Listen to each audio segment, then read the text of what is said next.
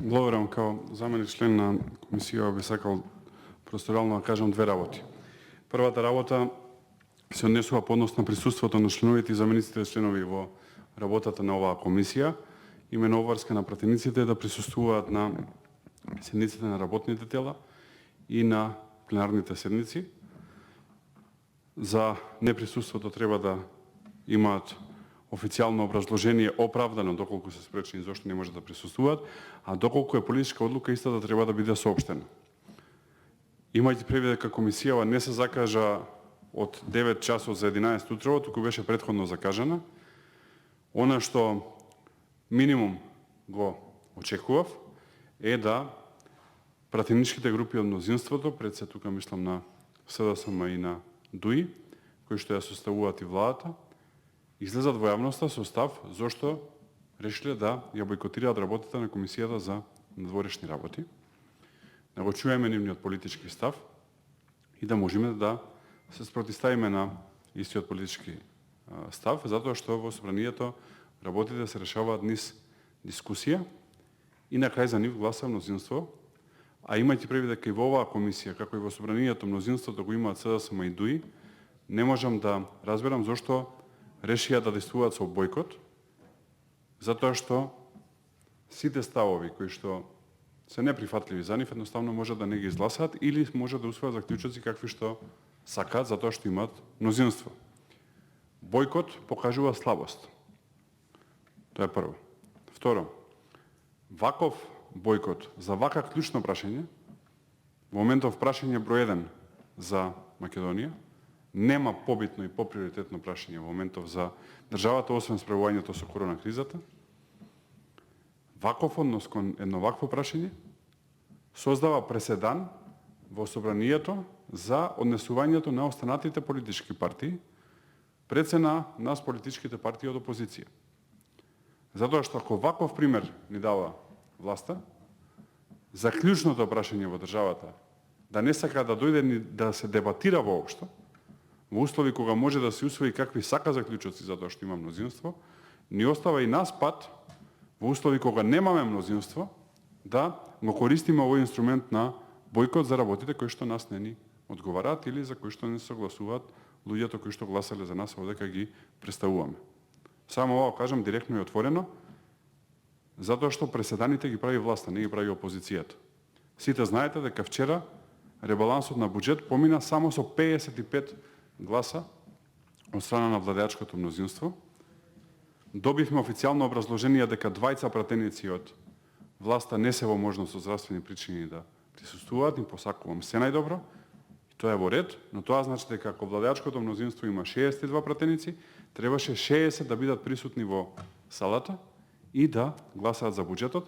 Гласаа 55 пратеници и ребалансот на буџетот, треба знаат македонските граѓани, се изгласа благодарение на ВМРО-ДПМН со цел да не се закочат во Македонија платите, пензиите, докторите да земат навреме плата, медицинските сестри да земат навреме плата, се купат лекови за оние кои што се борат со коронавирусот, да се купат потребните материјали за може да се справуваат со истото медицинските лица, да се даде помош на фирмите кои што остануваат без работа да можат да поделат плата на работниците и останати мерки кои што се суштински значајни за народот.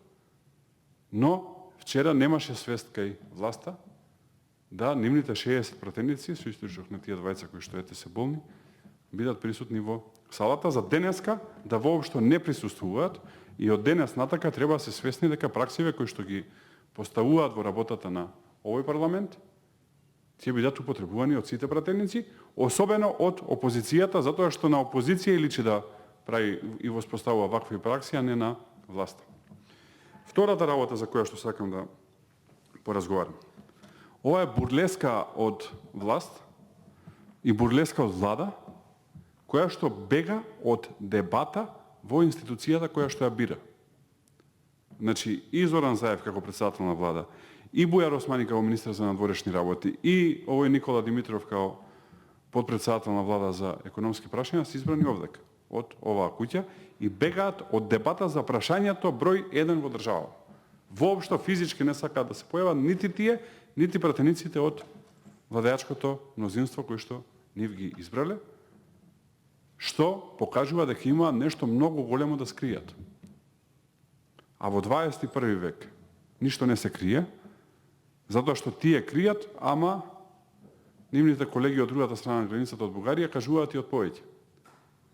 И македонската јавност е свесна што се случува, и ако мисла дека Заев, Димитров и Османи дека нема да се појават овде заедно со пратениците од мнозинството, ќе стават главата во песок и дека такви работи кои што ги прават нема да се видат во јавноста, мислам дека се лажат.